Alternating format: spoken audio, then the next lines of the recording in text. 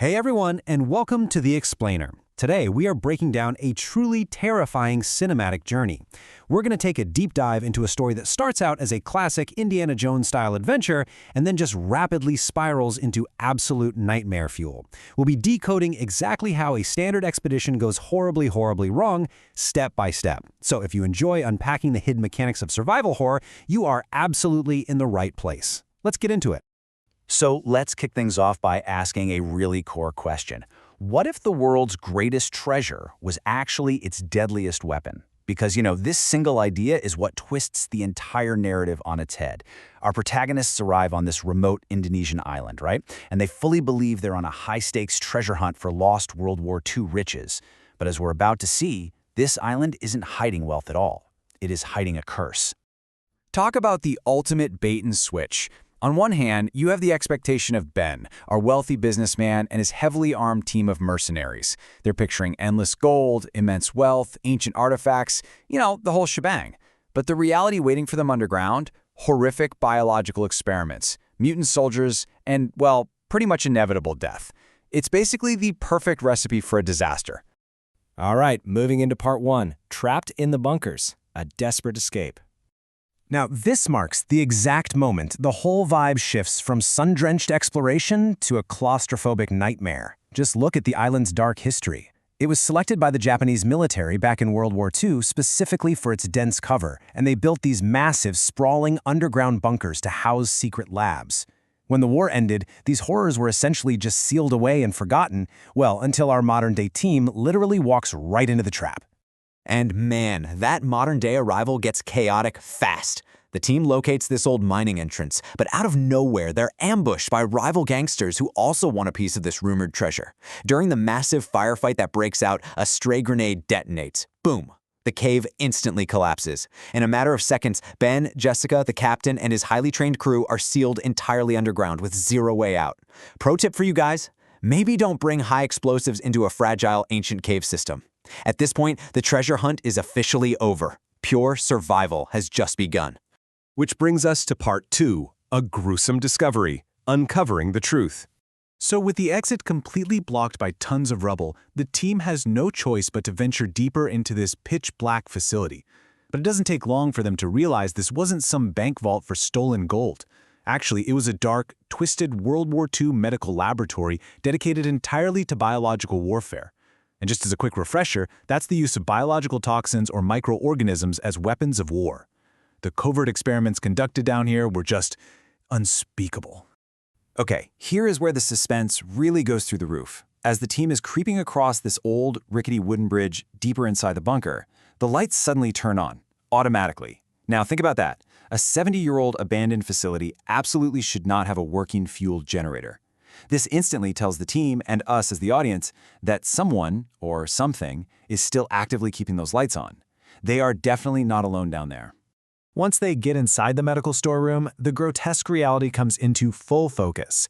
The evidence they find is just undeniable. They're looking at old documents detailing Imperial Japanese battle plans and really gruesome experiment logs. They find horrifying photographs of prisoners of war being tortured for the sake of science, and most sickeningly, massive glass jars filled with preserved, severed human body parts. It's a complete house of horrors. That leads us into part three, the immortal army awakens, a terrifying truth. So the lingering mystery of this entire facility is blown wide open when the team is suddenly confronted by a masked survivor. This is an Imperial Japanese soldier who has literally been living underground for decades. He is completely disconnected from reality, and he chillingly tells them, "Japan won the war. The fight is still ongoing." It's only when Jessica pulls out her tablet and shows him actual historical footage of Japan's surrender that his whole world shatters. He breaks down, finally realizing he's been guarding a tomb for a war that ended over half a century ago. Once he's broken, the old soldier actually reveals the true, horrifying goal of these experiments. You see, the scientists weren't just torturing prisoners for fun. They were systematically capturing them and injecting them with a highly experimental biological serum. The goal? To completely erase their humanity.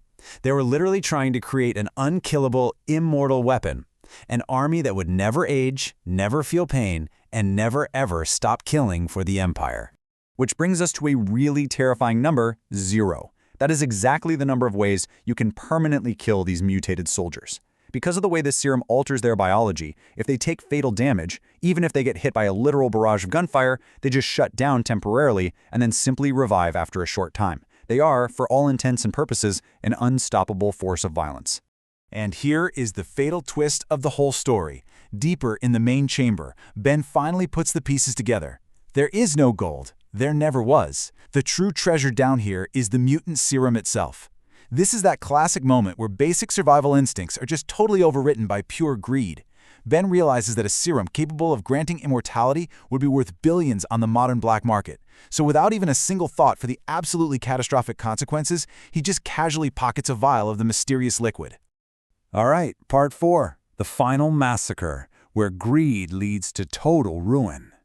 It's right here that curiosity and panic lead to utter destruction. While desperately looking for a new exit, the team makes a monumental error. They manage to pry open this massive, sealed cavern door, and doing so triggers the awakening. Thousands of dormant, heavily armed, immortal soldiers are suddenly activated, and to make matters so much worse, they aren't mindless zombies stumbling around. They possess high combat intelligence. They've retained all their military training and tactics. The surviving squad is instantly overrun by an enemy they literally cannot put down. During this frantic, terrifying escape, Ben gets fatally wounded by one of the creatures. In a moment of just heartbreaking, tragic irony, his girlfriend remembers that little vial he pocketed earlier. Desperate to save his life, she injects him with it. Yeah, note to self, never ever inject glowing mystery liquids you found in a dusty World War II bunker. Almost instantly, Ben loses every shred of his humanity. He transforms into the exact monster he just unleashed, and he brutally slaughters her. The treasure he wanted so badly literally ended up consuming him. The rest of this climax is just a grim, inescapable massacre. The captain and his highly trained mercenaries, they fight valiantly for sure. They empty their clips, but it is completely useless. They are systematically hunted down, outsmarted, and slaughtered by these highly intelligent, undead forces. The entire bunker just becomes an absolute slaughterhouse. By some miracle, Jessica actually manages to find a submerged water route out, but even she is ruthlessly hunted down and killed by an immortal soldier right as she finally sees the sunlight. Which leaves us with this incredibly terrifying final image: an entire immortal army, heavily armed, highly trained, and totally unkillable, finally marching out of that dark bunker and into the daylight. So I'll leave you with one really provocative question to think about. What happens to the modern world now, when a relentless 1940s army is suddenly set free to start a brand new war? Thank you so much for joining me for this explainer. I really hope this breakdown helped you grasp the chilling mechanics of this story. See you next time.